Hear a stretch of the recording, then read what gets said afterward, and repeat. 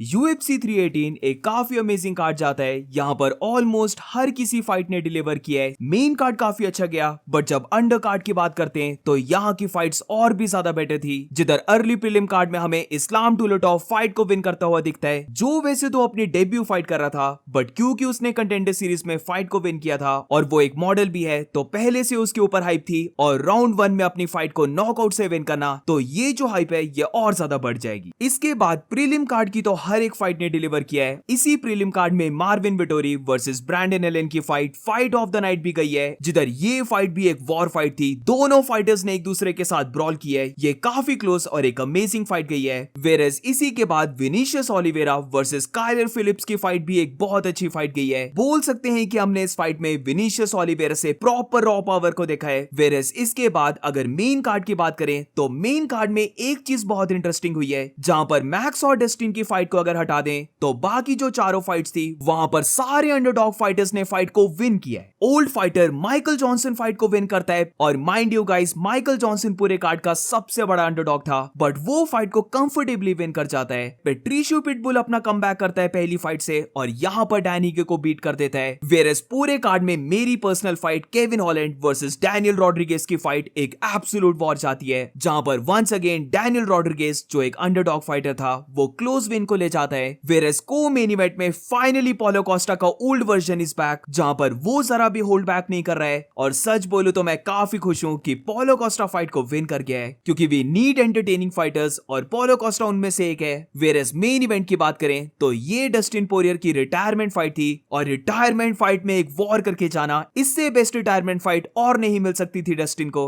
जहां पर बेशक वो फाइट को विन नहीं किया है, बट फिर भी ये फाइट एक कंपेटिटिव फाइट थी। ये बैक एंड फोर्थ वॉर गई है और अल्टीमेटली फाइट को मैक्स ऑलिवे विन कर जाता है, और वो स्टिल रहता है बैडेस्ट मदरफकर चैंपियन। तो इस रिकैप वीडियो को स्टार्ट करते हैं फाइट ऑफ द नाइट से, जहां पर ब्रैंडन एलन मार्विन विटोरी को यूनानिमस डिसीजन से बीट कर देता है। Amazing back and fourth fight. यहां पर मेजॉरिटी फाइट में दोनों फाइटर्स ने स्टैंड करके ब्रॉल किया है, जहां पर ब्रैंडन एलन मार्विन विटोरी से एक स्टेप अहेड रह रहा था। और सबसे जो मेन चीज मुझे लगी, जिसमें मार्विन को मुश्किल आ रही थी काफी, कि वो कैसे ब्रैंडन एलन की स्पीड को काउंटर करे। नो डाउट मार्विन विटोरी ने भी पंचेस को लैंड किया है, बट हमेशा ब्रैंडन एलन थोड़े से ज्यादा पंच कॉम्बिनेशंस हो गए, और जिस स्पीड से वो पंचेस को थ्रो भी कर रहा था वो काफी अमेजिंग था देखना। और मुझे लगता है कि अगर विटोरी की जगह कोई और भी फाइटर होता तो वो मे बी नॉक डाउन हो जाता, बट क्योंकि मार्विन विटोरी की चेन इतनी ज्यादा स्ट्रॉन्ग है, तो वो जितनी चाहे बीटिंग को ले ले, वो नॉकआउट नहीं होने वाला है। और यही हम फाइट में देखते हैं, जिधर पहले ही राउंड में ब्रैंडन एलन मार्विन विटोरी के नोज को बस्ट अप कर देता है, वो उसके फेस को भी बस्ट अप कर देता है। और जैसे मैंने कहा, वहां अगर कोई और फाइटर होता तो मे बी यहां पर सोचा जाता कि फाइट क्लोज आ गई थी फिनिश होने के, बट क्योंकि ये मार्विन विटोरी के साथ हो रहा था, तो ऐसा एक बार भी नहीं लगा है कि ये फाइट ओवर होने वाली है। अब डेफिनेटली मुझे लगता है इस कार्ड की one of the best fights में से एक थी ये, बट स्टिल जब फाइटिंग सेंस की बात करते हैं तो यहां पर डेफिनेटली मार्विन विटोरी का जो गेम प्लान था वो फिर से वर्क नहीं किया है। हम बोल सकते हैं ग्रैपलिंग की एडवांटेज उसके पास रहनी चाहिए थी, बट फाइट में 2 बार ऐसी मोमेंट आई है जहां पर ब्रैंडन एलन मार्विन विटोरी को ग्राउंड में लेके जाता है। इससे हमें पता लगता है कि ब्रैंडन एलन ने ओवरऑल गेम को दिखाया था, जहां पर वो टेक डाउन्स भी कर रहा है, बट जब मार्विन की बात करते हैं तो उसने बस स्ट्राइकिंग में ही फोकस किया है। और अगर वो यहां पर अपनी रेसलिंग को भी यूज कर लेता, जो उसका स्ट्रॉन्ग पॉइंट रहना चाहिए था, तो मुझे लगता है कि वो फाइट को विन कर जाता। बट एनीवेज दोनों ने काफी अमेजिंग फाइट की है और ब्रैंडन एलन एंड में फाइट को विन कर जाता है। और मूविंग ऑन, तो प्रीलिम की मेन इवेंट के बारे में बात करें तो यहां पर विनीशियस ओलिवेरा काइलर फिलिप्स को यूनानिमस डिसीजन से बीट कर देता है। मैं बोलूंगा बहुत ही ज्यादा वाइल्ड फाइट, जहां पर विनीशियस ओलिवेरा एक एनिमल की तरह फाइट करता है। वो केयर नहीं करता कि उसका ओपोनेंट उसके ऊपर क्या थ्रो कर रहा है, उसका बस फाइट में एक ही मिशन रहता है कि वो कैसे भी अपने ओपोनेंट को पुश बैक करके उसे ब्रेक करेगा।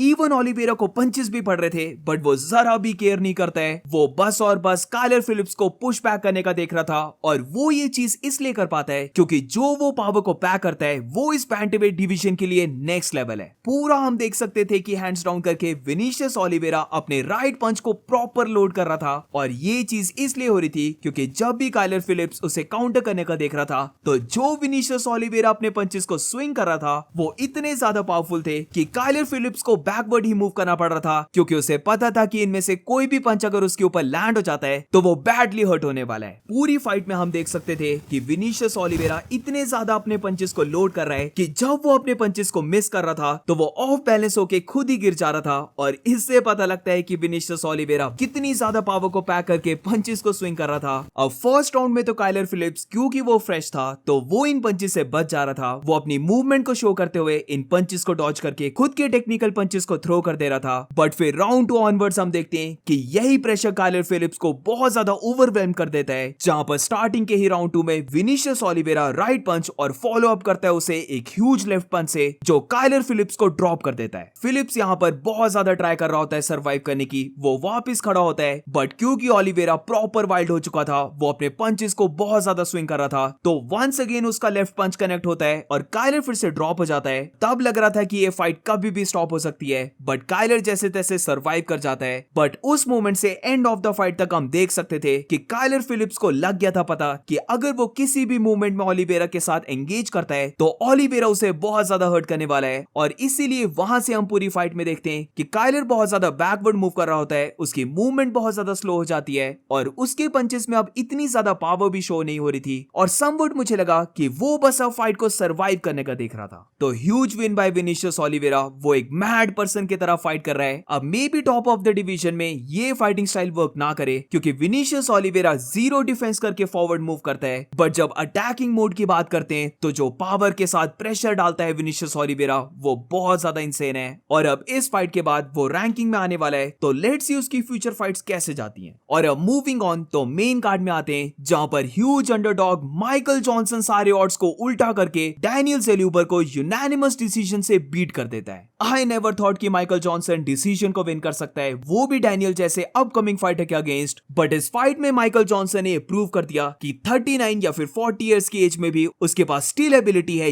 यंग अपकमिंग फाइटर्स को भी बीट करने की। फाइट को देखकर ऐसा लगा कि जो स्पीड है माइकल जॉनसन की वो स्टिल उसके पास बची हुई है, पावर तो उसके पास पहले से है, but later end of the career में भी वो अपनी स्पीड को कैरी कर रहा है। जहां पर पूरी फाइट में हम देखते हैं कि वो डैनियल सेल्यूबर से ज्यादा स्पीड था, वो ज्यादा पंचेस को लैंड कर रहा था। और सबसे अच्छी बात जो माइकल जॉनसन के लगी है वो थे उसके बॉडी पंचेस। दूसरी साइड डैनियल सेल्यूबर को जो गेम प्लान था वो बहुत ज्यादा बेकार लगा मुझे, जहां पर बस और बस वो राइट किक को ही लैंड करने की ट्राई कर रहा था और पता नहीं कितनी बार उसने इस किक से बॉडी और हेड को टारगेट किया होगा, बट ऑलमोस्ट हर एक बार माइकल जॉनसन ने इन सारी किक्स को ब्लॉक किया। और टू बी ऑनेस्ट उसे चाहिए था कि वो अपने हैंड्स को लेट गो करे। माइकल जॉनसन को विन करता हुआ देखकर, और स्पेशली जिस वे से वो फाइट को विन करता है, जहां पर इन्हीं फ्यूरी ऑफ पंचेस से राउंड 2 में हम देखते हैं कि वो डैनियल सेल्यूबर के ऊपर एक ह्यूज लेफ्ट पंच को लैंड करता है, जिससे डैनियल सेल्यूबर नॉक डाउन हो जाता है। और उसके बाद जिस वे से माइकल जॉनसन उसके ऊपर बीटिंग को पुट ऑन कर रहा था, हम बोल सकते हैं विंटेज माइकल जॉनसन हमें देखने को मिला था। प्लस इसके साथ वो प्रॉपर गेम प्लान के साथ गया है, उसने बॉडी को वर्क किया है ताकि डैनियल सेल्यूबर थोड़ा सा स्लो डाउन हो जाए। और अल्टीमेटली एक ह्यूज अंडरडॉग होने के बाद भी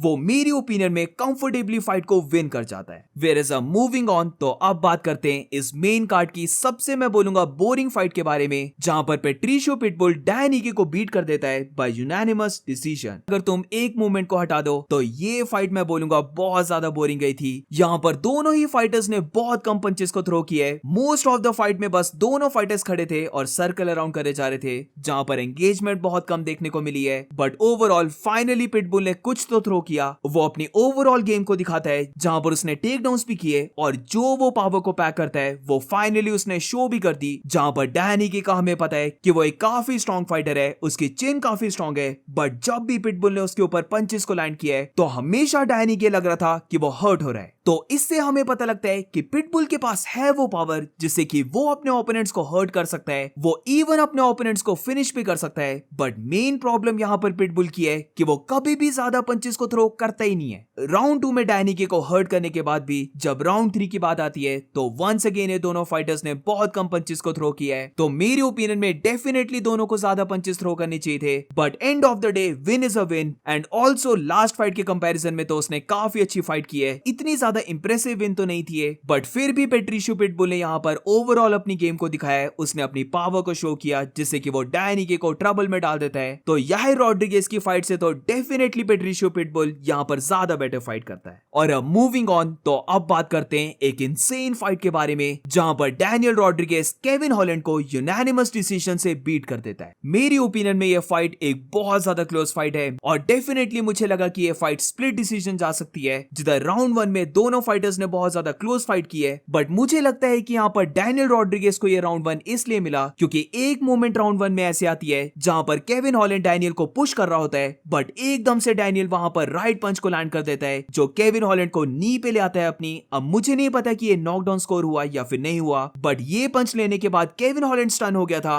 एंड ऑल्सो उसके राइट आई के नीचे कट भी लग गया था। तो इसीलिए मेरी ओपिनियन में राउंड 1 क्लोज था, बट फॉर श्योर ये राउंड डैनियल ही विन करता है। वेयरएज अब राउंड 2 की बात करते हैं तो यहां से आती है इस फाइट की टर्निंग मोमेंट, जिधर राउंड 2 ऑनवर्ड्स हमें एक वॉर देखने को मिला है। दोनों फाइटर्स एक दूसरे को इतनी बार हर्ट करते हैं कि दोनों ही एग्जॉस्ट हो गए थे, बट फिर भी अपने पंचेस को लेट गो कर रहे थे। तो पर्सनली मेरे लिए ये पूरे कार्ड की बेस्ट फाइट रही है, जहां पर राउंड 2 में out of nowhere Daniel Rodriguez एक ह्यूज लेफ्ट पंच को हॉलैंड के ऊपर लैंड करता है, जिससे कि केविन हॉलैंड बुरे तरीके से नॉकडाउन हो जाता है। ये लेफ्ट हुक लैंड करने के बाद डैनियल रॉड्रिगेज केविन हॉलैंड को जरा भी लेट गो नहीं करता है, वो उसे ग्राउंड में बीट कर रहा होता है। फिर केविन हॉलैंड को वापस स्टैंड होने के लिए बोलता है और वहां पर वंस अगेन जो उसके लेफ्ट पंचेस थे वो केविन हॉलैंड के ऊपर बहुत ज्यादा लैंड हो रहे थे और इन्हीं लेफ्ट पंचेस में से एक और लेफ्ट हुक लैंड हो जाता है, जहां पर Kevin Holland once again fight में ड्रॉप हो जाता है। ब्रो पता नहीं केविन हॉलैंड कैसे इस राउंड 2 को सरवाइव कर जाता है, क्योंकि राउंड 2 ओवर होने के बाद भी अगर हम केविन हॉलैंड की बॉडी लैंग्वेज को देखें तो वो स्टिल ऐसा लग रहा था कि प्रॉपर्ली रॉक्ड है। ये फाइट और भी ज्यादा इंसेन बन जाती है, जहां पर राउंड 2 में प्रॉपर बीटिंग लेने के बाद केविन हॉलैंड राउंड 3 में कम बैक करता है, जहां पर वो डैनियल रॉड्रिगेज के ऊपर एक मैं बोलूंगा इतना ज्यादा पावरफुल अपर कट नहीं था, बट जो टाइमिंग से अपर कट को थ्रो किया है वो काफी अच्छा था, जहां पर वो डैनियल रॉड्रिगेज को इस अपर कट से ड्रॉप कर देता है। डैनियल को ड्रॉप करने के बाद अब केविन हॉलैंड की बारी आती है, वो डैनियल के ऊपर प्रॉपर वे से बीटिंग को पुट ऑन करने लग पड़ता है, बट डैनियल रॉड्रिगेज हर्ट होने के बाद भी पंचेस को स्विंग कर रहा होता है। और फिर केविन हॉलैंड से एक और ऐसी मोमेंट आती है जहां पर इन्हीं एक्सचेंजेस के बाद केविन हॉलैंड एक और अपर कट को थ्रो कर देता है और फिर उसे फॉलो अप करता है राइट पंच से, जहां पर ये एक्सचेंज देखकर तो डेफिनेटली ऐसा लगा कि अब डैनियल रॉड्रिगेज नॉकआउट होने वाला है और हम बोल सकते हैं कि वो इतना ज्यादा हर्ट था कि अगर केज नहीं होता तो वो ड्रॉप हो जाता, बट जैसे तैसे डैनियल रॉड्रिगेज सरवाइव कर जाता है। इवन जब फाइट ग्राउंड में भी जाती है तो वो केविन हॉलैंड के चोक को डिफेंड करता है और फिर राउंड 3 के लास्ट पूरे मिनट में वो केविन हॉलैंड के ऊपर टॉप पोजीशन को मेंटेन रखता है और बेसिकली फाइट यहीं पर ओवर हो जाती है। तो बहुत ज्यादा इंसेन फाइट। राउंड 2 में मैं शॉक था कि केविन हॉलैंड कैसे सरवाइव कर गया, पर फिर राउंड 3 में डैनियल रॉड्रिगेज की वो केविन हॉलैंड की बीटिंग को कैसे सरवाइव कर गया। तो पूरी ये फाइट बैक एंड फोर्थ रही है, ये काफी क्लोज फाइट गई है,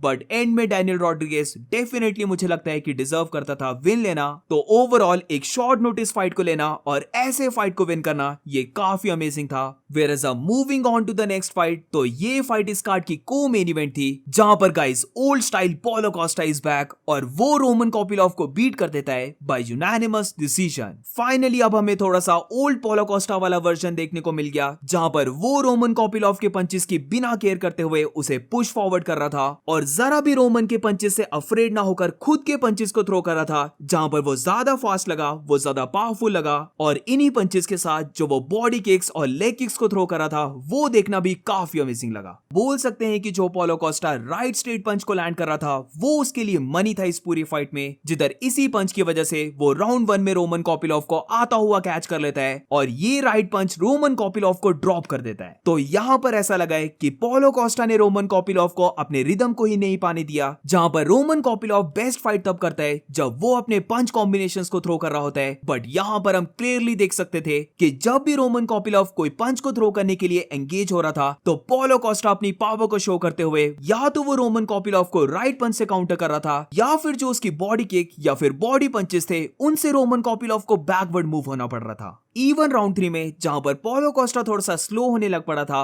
वहां पर रोमन कोपिलोव जब भी कोई पंच को लैंड कर रहा था तब भी पोलो कोस्टा जरा भी शाय राउंड नहीं हुआ है, वो खुद के भी पंचेस को लैंड कर रहा था और रोमन के पंचेस से टैग होने के बाद वो टंग आउट करके जिस वे से रोमन को ट्रोल कर रहा था वो देखना भी बहुत अमेजिंग रहा है। एक और चीज हम यहाँ पर नोटिस करते हैं कि क्योंकि रोमन कोपिलोव साउथ पास स्टांस से फाइट करता है तो यहाँ पर पोलो कोस्टा अपने लीड लेफ्ट हैंड से बहुत बार रोमन कोपिलोव के राइट हैंड को ग्रैब करके रख रहा था ताकि रोमन कोपिलोव अपने जैब को लैंड ना कर पाए, और यहीं से क्योंकि रोमन कोपिलोव अपने पंच कॉम्बिनेशंस को लेट गो करता था तो ये चीज पोलो कोस्टा ने होने ही नहीं दी। तो विंटेज पोलो कोस्टा को वापस देखते हुए मुझे तो काफी मजा आया और एंड में उसने हामजा चिमाएव को कॉल आउट किया है, जो डेफिनेटली अभी तो उसे फाइट नहीं मिलने वाली है, बट क्योंकि पोलो कोस्टा एक बिग नेम फाइटर है तो डेफिनेटली अगर वो फाइट्स को विन करता रहा तो वो फिर से बहुत जल्दी टॉप ऑफ द डिवीजन में आने वाला है। और मूविंग ऑन तो मेन इवेंट के बारे में बात करते हैं जहां पर मैक्स होलोवे डस्टिन पोरियर को बीट कर देता है by unanimous decision. Once again एक एब्सोल्यूट वॉर फाइट जहां पर दोनों फाइटर्स ने एक दूसरे के साथ बैक एंड फोर्थ फाइट की है। दोनों ही फाइटर्स मल्टीपल टाइम्स इस पूरी फाइट में हर्ट हुए, बट हम बोल सकते हैं दोनों फाइटर्स के पास बहुत ज्यादा हार्ट है, दोनों ने गिव अप नहीं किया। और यहाँ पर स्पेशली जब डस्टिन पोरियर की बात करते हैं तो पहले राउंड में नॉकडाउन होने के बाद फिर राउंड 2 की स्टार्टिंग में भी बहुत बुरी तरीके से हर्ट होने के बाद वो उसी राउंड 2 के एंड में कम बैक करता है जहां पर वो मैक्स होलोवे को खुद ड्रॉप कर देता है। रिटायरमेंट फाइट और ऐसे फाइट करना ये बहुत रेयर देखते हैं हम, जहां पर डस्टिन अपनी रिटायरमेंट फाइट में ये प्रूव कर देता है कि वो still top of the division में बिलोंग करता है। बट मैक्स होलोवे की बात करें तो वो फाइनली डस्टिन पोरियर को बीट कर देता है और ये उसने बहुत अमेजिंग वे से किया है। जहां पर लाइट वेट डिवीजन में I am telling you guys max Holloway थोड़ा सा डिफरेंट फाइटर लग रहा है, उसने प्रॉपर वेट को पुट ऑन किया है और जिस वे से वो मूव करता है वो बार बार अपने ओपोनेंट से सर्कल अराउंड करते रहता है और जिस स्पीड से वो पंच कॉम्बिनेशंस को थ्रो भी करता है वो सारा मेरी ओपिनियन में बाकी लाइट वेट फाइटर से थोड़ा सा ज्यादा फास्ट रहता है। और इसीलिए यहाँ पर भी हम देखते हैं कि स्टार्टिंग में डस्टिन पोरियर को ट्रबल आ रही थी मैक्स होलोवे की इसी स्पीड को काउंटर करने में। इसी स्पीड के चलते हुए वो राउंड 1 में डस्टिन पोरियर को राइट स्ट्रेट पंच से ड्रॉप कर देता है और मिड ऑफ द राउंड 2 में वो जिस वे से अपने 3 पंच कॉम्बो को थ्रो करता है वो भी काफी फास्ट था। वहां पर वंस अगेन डस्टिन बुरी तरीके से रॉक हो जाता है और तब ऐसा डेफिनेटली लगा कि डस्टिन पोरियर अब बहुत जल्दी फिनिश होने वाला है। बट मैक्स की बीटिंग को सरवाइव करने के बाद डस्टिन पोरियर बहुत जल्दी रिकवर करता है और फिर एंड ऑफ द राउंड 2 में हम डस्टिन को देखते हैं कि वो खुद के पंच कॉम्बिनेशंस को थ्रो करता है। उसका जो राइट हुक था वो बहुत अच्छे वे से लैंड हो रहा था और इसी राइट हुक के बाद एंड ऑफ द राउंड 2 में वो मैक्स होलोवे को नॉक डाउन कर देता है। वी ऑल नो कि मैक्स होलोवे की चिन एक आयरन चिन है तो मैक्स को नॉक डाउन करना ही बहुत बड़ी बात रहती है,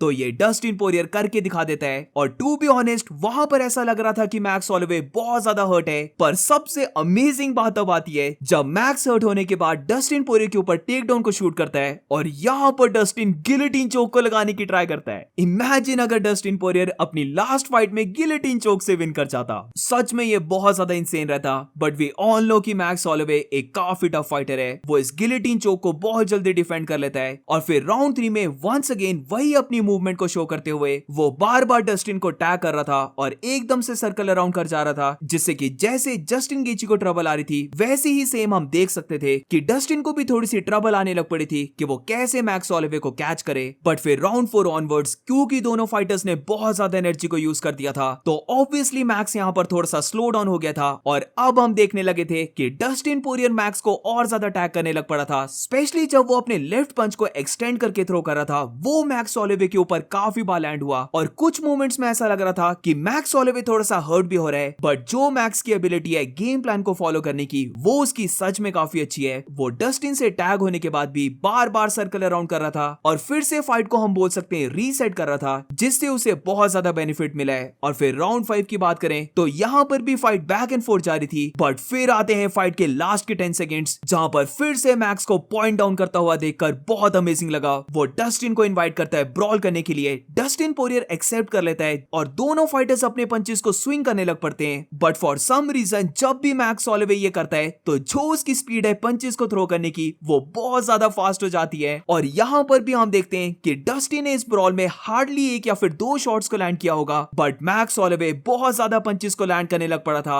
और इसीलिए एंड में डस्टिन को क्लिंच में जाना पड़ता है क्योंकि वो इन पंचेस से हर्ट हो रहा था। तो ओवरऑल बहुत मजा आया इस फाइट को देखने में। दोनों फाइटर्स की अपनी अपनी मूवमेंट आई है जहां पर दोनों ही बहुत ज्यादा क्लोज आ गए थे फाइट को फिनिश करने के, और लास्ट फाइट ऐसे जाना, ये फाइट डेफिनेटली काफी लोग याद रखने वाले हैं। और इसी के साथ अगर मैक्स हॉलोवे की बात करें तो वो स्टिल रहता है बीएमएफ चैंपियन। तो बोल सकते हैं कि हम बीएमएफ बेल्ट कहीं पर भी नहीं जाने वाली है, ये मैक्स हॉलोवे के पास ही रहेगी। और इंटरव्यू में Max Holloway lightweight champion Ilia Topuria को कॉल आउट करता है। तो अब देखते हैं कि क्या उसे ये फाइट एकदम से मिल जाती है या फिर उसे एक और फाइट करनी पड़ती है। तो ओवरऑल ये कार्ड मुझे काफी अच्छा लगा। यहाँ पर बिग नेम फाइटर्स जितने नहीं थे, बट जो मैच मेकिंग गई है वो मैंने पहले ही बोला था काफी अच्छी लग रही है, और उसी वे से फाइट्स ने डिलीवर भी किया है। तो मेरे लिए काफी अच्छा card. But do let me know in the comments तुम्हें ये कार्ड कैसा लगा और कौन सी फाइट तुम्हें सबसे बेस्ट लगी। तो अगर तुम्हें वीडियो अच्छी लगी हो तो please make sure to like and subscribe. मिलते हैं नेक्स्ट वीडियो में।